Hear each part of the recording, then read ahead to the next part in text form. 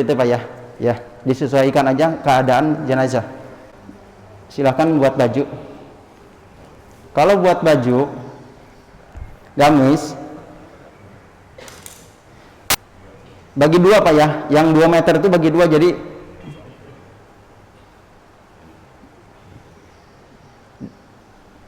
dilipat. Contoh pertama bagi dua, yang 2 meter bagi dua tuh udah dilipat dua, kemudian lipat lagi, lipat dua lagi, nah, lipat lagi.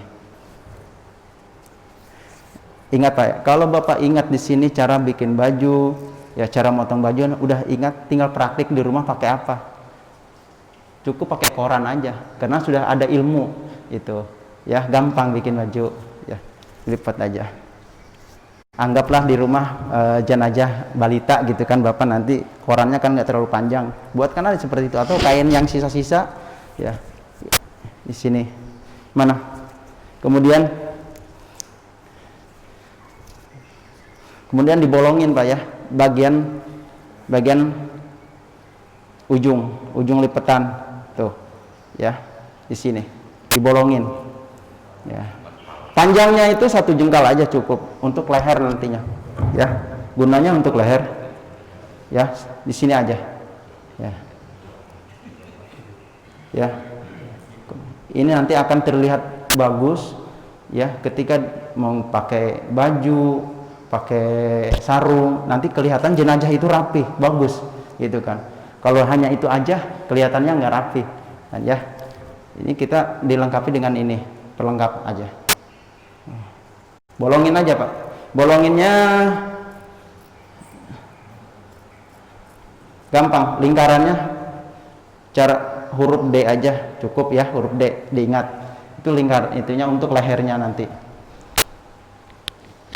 Dirapikan. Kemudian yang kedua setelah motong itu, ini yang kedua pelengkap ya, pelengkap pakai sorban. Kalau laki sorban, sama untuk jenazah perempuan sama ya, karena ini segitiga, hampir sama, sorban sama kerudung itu sama, segitiga ya.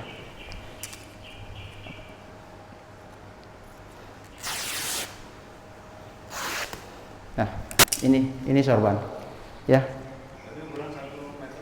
Ini nggak ada kalau ini nggak ada ukuran, tapi ini kan ngambil dari lebar kain ya Pak. Begitu lebar kain ada segini, kemudian dibuat segitiga, tuh langsung dipotong, itu jadi berbentuk langsung. Ini seperti ini, ya tuh. Yang penting intinya ini berbentuk jadi sorban ya Pak ya, tuh. Sama kerudung juga sama. Kerudung, jadi lengkapilah, apalagi ya jenazah perempuan. Jenazah perempuan itu auratnya Masya Allah, rambut juga nggak boleh kelihatan. Maka kalau dipakai pelengkap ini ya, apalagi nanti kalau kainnya kurang, sehingga untuk menutupi auratnya nggak ketutup dengan kain ya.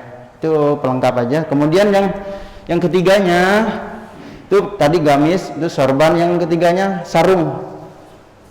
Saya langsung pakai sarung aja Pak, karena ada yang pakai sempak juga, dibuatkan sempak, tapi itu terlalu ribet Pak ya. Ini dimudahkan, ini mudah aja. Sarung ini panjangnya, lihat ukuran jenazah ya.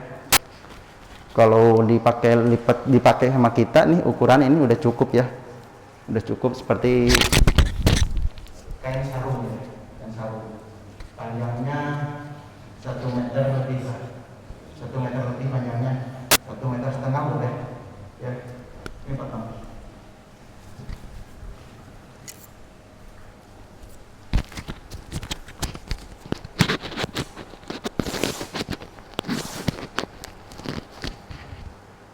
Ini sisanya, alhamdulillah ini kita ambil jenazah yang cukup standar ya, nggak kecil, nggak besar. Ini sisanya, ada sisanya, kadang-kadang saya buatkan bantal. Kalau ada sisanya, buatkan bantal. Bantal ini ada juga diikat ujungnya, kemudian dimasukkan kapas, sisa-sisa itu. Tapi kalau saya Simple aja dah, ini karena bantal ini hanya untuk ganjel kepala, kadang cukup pakai ini aja, dilipat-lipat, jadi nanti ditambah lagi kapas atasnya, ya, nanti dipraktekkan, ya. Setelah segalanya sudah disediakan Pak ya, kainnya kita sudah potong, semuanya sudah lengkap. Di sini ada pelengkap lagi, ada kain panjang 3. Kain panjang batik 3, ini pelengkap juga ya. Ini kain yang 2 untuk lapisan kain kafan, ini di bawah. Yang satu lagi harus dipersiapkan, satu setelah memandikan jenazah harus siapkan kain kering sama anduk ya, siapkan anduknya nih, ini nanti disiapkan di tempat pemandian di sana. Nah gitu ya, tuh simbol ya, ya itu di sana disiapkan. Mas tar dulu di sini dulu ya, ini dulu. Ini yang 2 ini untuk lapisan. Kalau zaman dulu ya, sampai sekarang juga masih itu pakai tikar ya. Pakai tikar. Nah itu maksudnya ini ke pengganti tikar nih ya, paham ya, pengganti tikar. Kalau tikar nggak ada, cukup pakai ini. Nggak ada kain, jangan dipaksakan sampai nyari dulu kemana, Ciputat, Tanah Abang, jenazah belum dimandikan nunggu kain. Juga ini bukan wajib ya, ini hanya perlengkap aja, sama ya Pak, supaya tidak kotor nih ya nanti ya. Sekarang praktek menggelar kain dulu pas sebelum memandikan jenazah, disiapkan dulu kainnya. Silahkan dibuka sih, itu dulu, siapkan talinya dulu, gak usah dilepas, nggak apa-apa.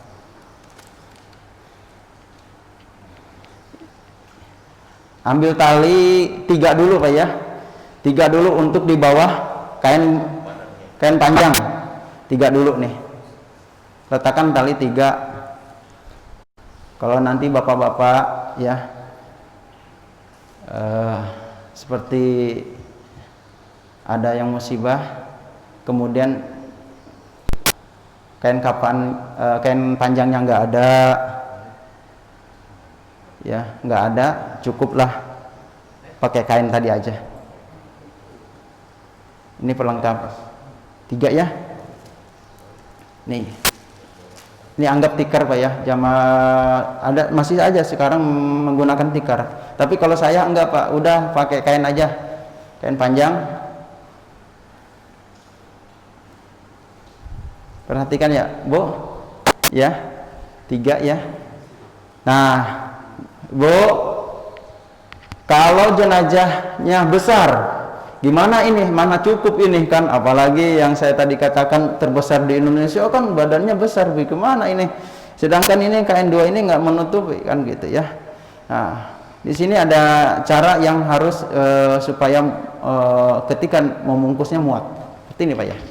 Nih kita meletakkannya itu nggak terlalu menumpuk ya, tapi direnggangin, segini ya, jadi insya Allah muat. Kalau jenazahnya kecil ya gini aja nggak apa-apa, atau pakai 1 juga cukup ya, jadi disesuaikan jenazah ya. Kalau ini standar nih, lihat calon jenazahnya.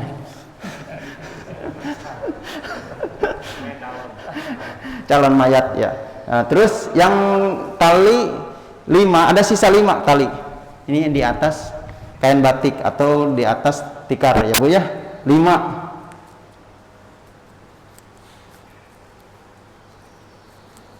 Gunakan 5 tali.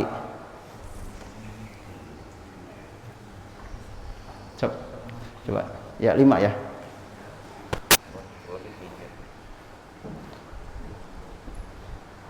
Nah jadi supaya nanti, kenapa kita menggunakan kain atau tikar ya, jangan sampai nanti kainnya kotor, kita aja ya, kotor pakai. Jadi ini yang kain 3 itu yang tadi yang sudah dipotong, Ibu tinggal nambahin. Kalau untuk jenazah perempuan tinggal nambahin 1 doang, sama sih ya, caranya sama, cara motongnya sama, cuma tinggal tambahin kain aja jadi 4 ya, jadi 4. Ini silakan.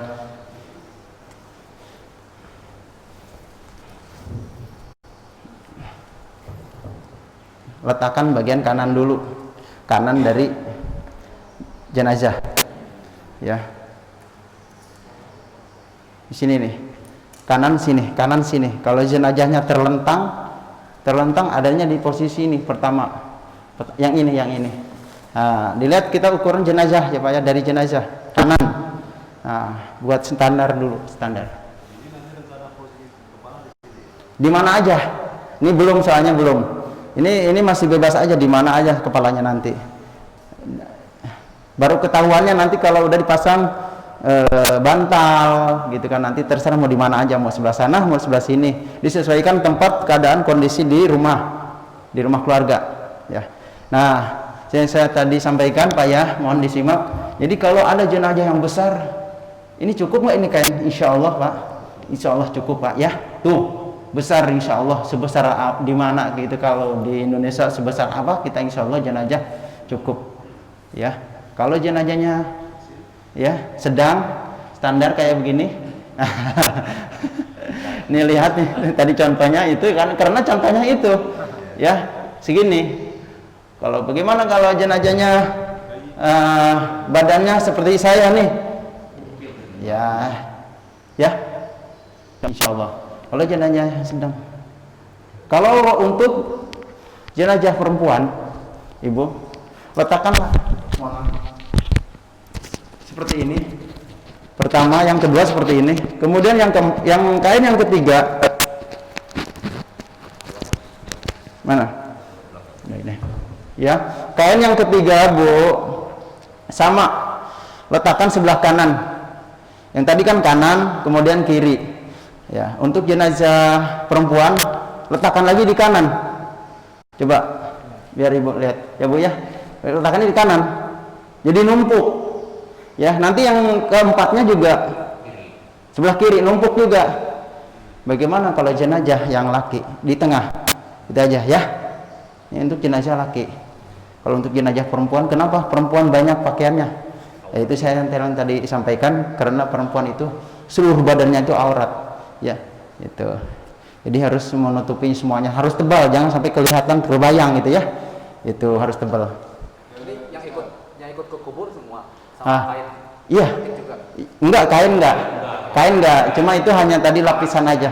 Nanti begitu nanti mau di jenazah dikuburkan, itu kain yang lapisan di bawah itu diambil. Ya, enggak dikubur. Ya, alas. Untuk posisi kiri kanan, atau kanan kiri ya. Itu atas pertimbangan rencana khusus jenazah atau kitanya sebagai perawat. Ini kan penting ya. Ini kanan kiri berdasarkan apa kan gitu ya? Ini yang ada kanan yang kiri ya. Berdasarkan perkiraannya jenazah posisi atau kitanya yang kira-kira? Jenazah yang posisi Pak, jenazah posisi. Ya. Itu sudah, kalau sudah ada kanan kiri berarti sudah ketahuan di mana posisi kepala di sini kan? Ya. Mana nih kepala? Nah gini, kalau saya ngelihat situasi keadaan tempat keluarga.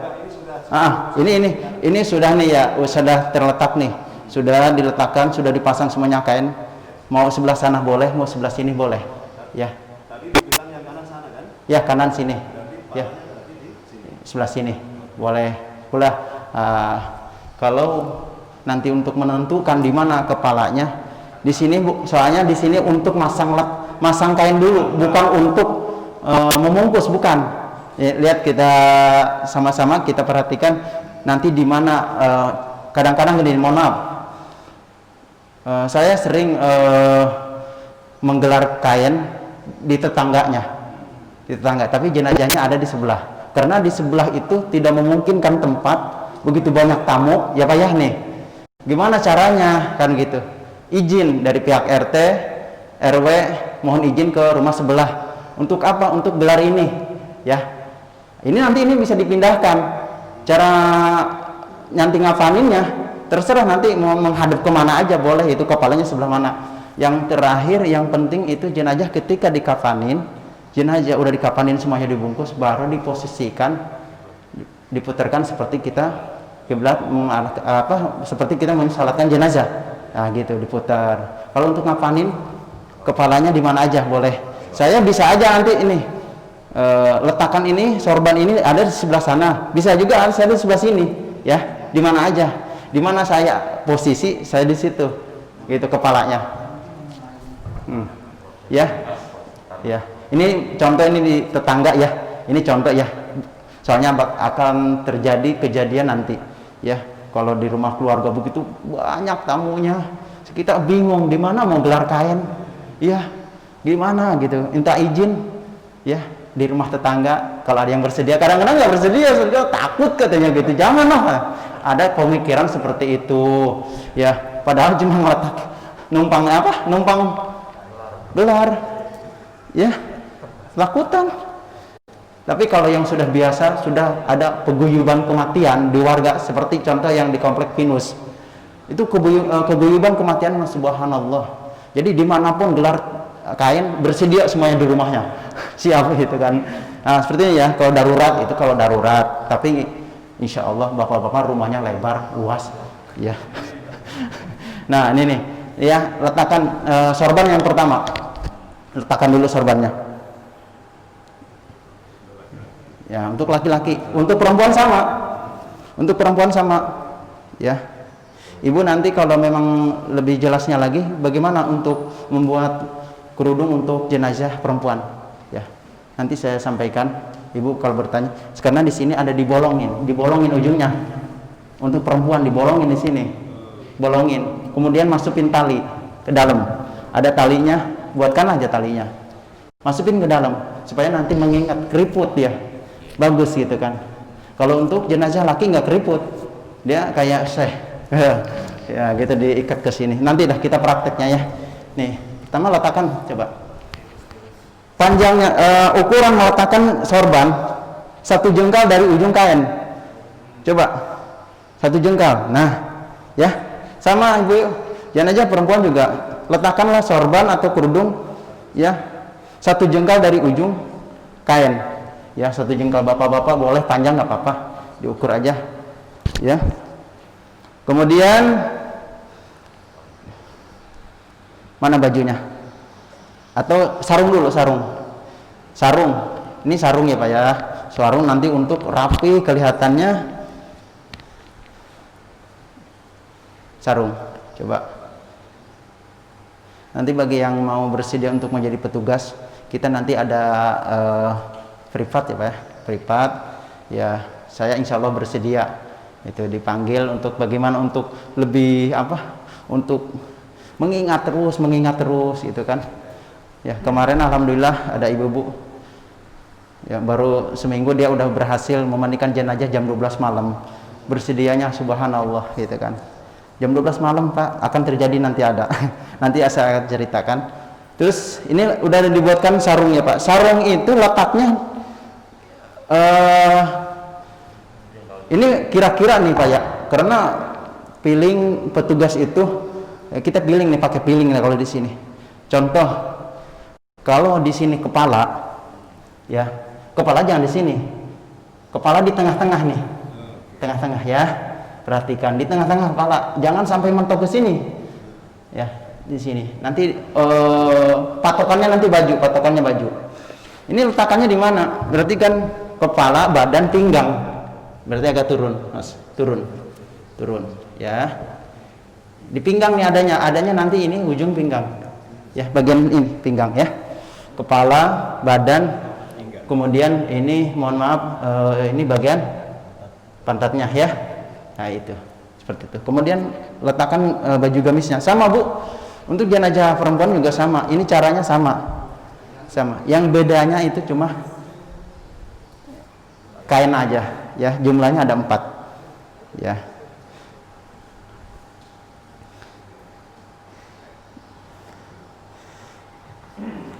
Meletakkan baju, bolongannya ada di tengah-tengah sorban. Di tengah-tengah sorban tuh ya, di tengah-tengah sorban.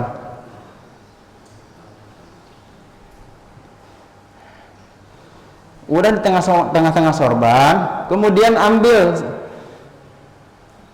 kainnya, jadi belah 2, diambil ke belakang sini, lipat dulu dari sana, ngelipat dulu ya, lipat,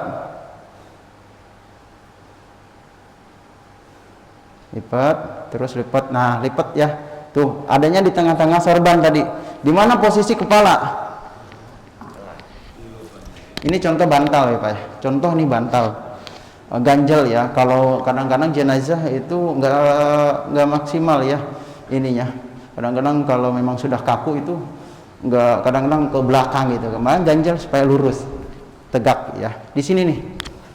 Jangan di sini diletakkannya, jangan di pas bantalnya itu pas di tengah-tengah lubang, jangan. Tapi di sini. Ya, di sini. Nah, di sini munduran dikit. Ya, jangan sampai nanti kakinya nggak kebungkus. Ya, cukup di sini. Bantal itu di leher ya? Ya, ini kepala. Ini kepala nih. Persis ini di kepala nih udah. Ya, leher di sini. Ini kepala nih. Ya, nah di sini nih kepala. Letakkannya di ujung lubang ini ya. Nah, sudah. Nah, Ibu, ini ada kapas. Kapas ini gunanya untuk apa? Ya. Kapas ini gunanya untuk mempertebal kain, ya. Untuk mempertebal kain. Ini pelengkap juga. Kalau jenazahnya sehat, boleh nggak sih? Kan gitu. Langsung aja nggak usah pakai kapas, boleh nggak? Kan gitu ya. Boleh nggak? Kan, boleh.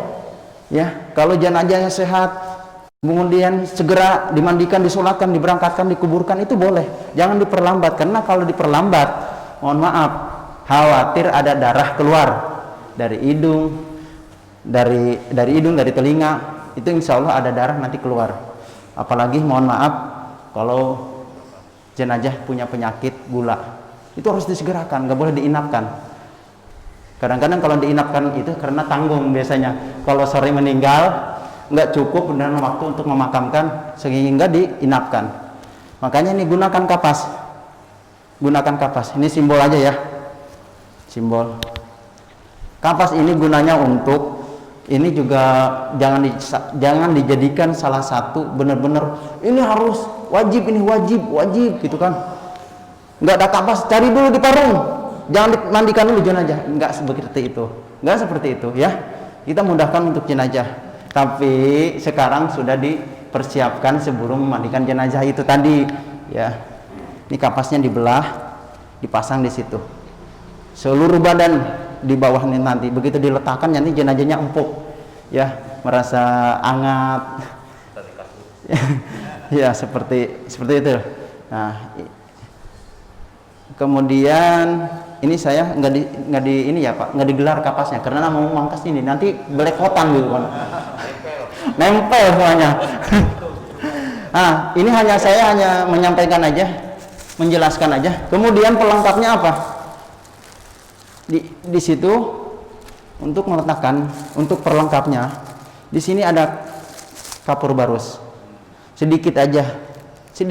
Kemudian ada minyak wangi. Boleh pakai minyak wangi yang ibu punya di rumah, bapak punya minyak wangi. Oh, punya saya setiap hari ke masjid pakai bunga melati. Begitu jenazah meninggal, kata istrinya, bapak mah bunga melati, minyaknya pakai aja nggak apa-apa, kan gitu. Minyak nggak jadi ukuran, pakai minyak apa aja. Yang penting apa? Non alkohol, ya harus murni, jangan pakai alkoholnya. Paham ya? Ini ditaburin aja, di mana aja nanti, terserah itu mah. Gampang kok kalau minyak wangi mah. Ya, sebelum kalau udah dibungkus juga jenazahnya kemudian diminyakin, dioles-oles itu nggak masalah ya. Nah, itu aja pelengkap. Oke ya. Nah, kemudian sekarang yang saya tadi sampaikan, kita gelar kain di rumah keluarga yang begitu terbatasnya tempat, ya terbatas. Kita hanya numpang di rumah keluarga atau tetangga, ya. Begitu udah digelar begini, dilipat, coba lipat lagi seperti biasa, lipat lagi, ya, yang rapi ya. Ini itu dulu, sarung dulu. Nah, ya lipat tuh, lipat. Ini ujung lagi, lipat kiri kanan ya, lipat kiri kanan. Kemudian lipat lagi sampai ketutup, lipat lagi. Ya. Kemudian digulung. Ya. Ingat posisi kepala di mana? Di sini. Biasanya Kalau ngelipat kain karena udah ada bantal itu ketahuan. Ya, lebih tebel. Nah, ini kalau sudah di rumah keluarga tetangga ini dibawa kemana aja bisa. Di mana nanti jenazah dibungkus, di mana nanti jenazah dikafani. Nah, ini simple. Begini aja, nggak berantakan Pak. Ya, asal nanti bukanya jangan buru-buru, pelan-pelan gitu, jangan buru-buru. Nanti kalau buru-buru berantakan. Paham ya Bu? Sama jenazah perempuan juga sama seperti ini, praktis. Ya. Tapi kalau memang rumahnya seperti ini, di rumah bapak nih, ibu rumahnya luas seperti ini, nggak mesti pakai dilipat gini, udah aja keluar kayak tadi gitu, nggak harus pindah gitu. Ini kan menyesuaikan tempat keadaan. Sepertinya paham ya? Insya Allah. Apa yang bertanyakan? Sekarang biar lagi. Ini anggap rumahnya besar. Rumah bapak-bapak ini cukup gitu ya kan? Cukup. Ini kepala di sini nih tadi. Ya, itu kepala itu. Kemana aja? Nanti di mana aja ya? Kalau kepala itu nanti diposisikan keadaan rumah juga. Nah, tuh, ya nggak berantakan, cukup. Udah seperti ini. Kemudian sekarang gulung lagi di mana? Digulung ya, gulung kayak tadi, gulung, ya. Coba gulung lagi, dipindahkan di sini. Sini ada itu. Kalau segalanya sudah disediakan, sudah dipersiapkan, ya kain kafannya kita udah dipersiapkan. Kemudian kita sebelum memandikan jenazah tanya sama keluarganya, ya ini jenazah almarhum bapaknya meninggal, anaknya mana? Panggil anaknya, ya panggil anaknya, ya. Jenazah laki boleh dimandikan oleh orang laki-laki, tapi kalau dari anak perempuan nggak boleh ikut mandikan, nanti terakhir nyiramin. Paham ya? Paham. Ini yang mengajarkan hukum agama Islam kita, ya. Perhatikan ya Bu ya, jangan sampai anaknya nanti ikut mandiin di situ, nyabunin, bercampur dengan adiknya, kakaknya yang perempuan. Tolong jangan sampai ada terjadi seperti itu, ya. Jenazah laki-laki dimandikan oleh orang laki-laki kecuali istrinya. Justru yang wajib istrinya. Terakhir, masya Allah. Itu kan mantunya perempuan ikut mandiin laki-laki, bapaknya akan ikut. Jangankan jangankan mantu perempuan, anaknya pun nggak boleh. Anaknya pun nggak boleh, yang perempuan ya. Ada ibunya yang meninggal bukan nggak boleh ya? Itu yang hukum yang mengajarkan hukum agama kita harus dipahami Pak ya. Memandikan jenazah yang sesuai ya syariah itu jangan sampai kita memang nggak ada lagi orang kan begitu ya, dimandikan sama perempuan. Ya Allah, hati-hati ya Bu ya. Ya, oh itu kan adik dari bapak perempuan itu kan gitu. Jangankan adik, itu kan anaknya aja nggak boleh, anaknya kan gitu ya. Nah, kalau gimana dengan jenazah perempuan nih? Ya, jenazah perempuan dimandikan oleh orang perempuan. Ya Pak, ya, harus ingat ya Bu ya. Masya Allah. Ini kan ada ini anak yang laki boleh nggak? Boleh. Terus kan nggak ada. Ya nih pertanyaannya, nih dari keluarga nggak ada. Ya, nggak ada yang mandiin, maka saya tadi carilah orang yang amanah, yang bertanggung jawab, siapa yang paling pantas dan siapa yang paling berhak memandikan jenazah itu. Nanti DKM yang tahu, oh si Anu yang biasa mandikan jenazah, udah dipercaya, nggak pernah menceritakan cacat tubuhnya si jenazah kepada orang lain, panggil di situ memandikan. Ya, kita praktek memandikan ya Pak. Ya di sini aja ya Pak ya, itu hanya simbol aja. Ini ya. Ya, jangan dimandikan di situ, nanti basah ntar. Ya, coba celentang. Ya, kemudian siapkan penutup. Mana tadi penutup? Ya, ini siapin dulu enggak? Itu daun bidara, ambil daun bidara. Nah, pas saya bawa daun bidara nih. Daun bidara ini nggak usah ribet-ribet, sekarang udah banyak. Ya Pak, di komplek-komplek udah banyak. Nggak usah nyari bunga tabur di Tanah Abang atau di mana, ini cukup, ini sunnah Nabi ini. Ya. Udah banyak. Ini ada daun bidara. Daun bidara ini dicampurkan dengan air kapur barus di sini, ya. Berapa jumlahnya? Ibu jumlah mau 25, mau 35, mau 7 lembar, mau 5 lembar, yang penting melaksanakan syarat, ya. Mau 5 lembar boleh, ya. Kemudian dibilas, bukan dibilas, dihancurkan, ya. Dihancurkan, udah hancur, ya, baru dicampurkan dengan air kapur barus. Paham ya? Ini contoh, ada kapur barus. Kapur barus tadi udah siapkan di sini. Ini pada kali terakhir nanti digunakannya air kapur barus itu sama daun bidara. Nah, siapkan, udah siap semuanya. Airnya sudah cukup 2 ember atau 1 ember penuh. Selangnya sudah ada.